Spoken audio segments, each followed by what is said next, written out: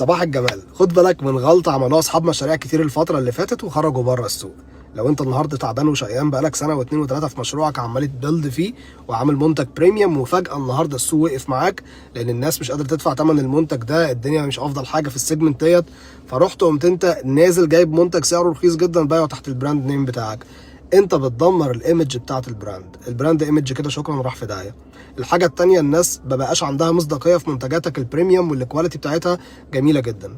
طب في الحاله دي يا حسام انا ممكن اعمل ايه؟ يعني ده ممنوع ما اعملوش؟ لا اعمله، بس في فرق بين ان انا اعمله تحت البراند نيم بتاعي او ان انا اعمل حاجه اسمها داون ستريتشنج واروح النهارده اعمل براند تاني بنفس بقى الاوبريشن بنفس كل حاجه. فانا كده النهارده مش هيبقى عندي كوست عاليه، بل بالعكس هيبقى عندي بروفيت عالي لان كل حاجه عندي زي ما هي.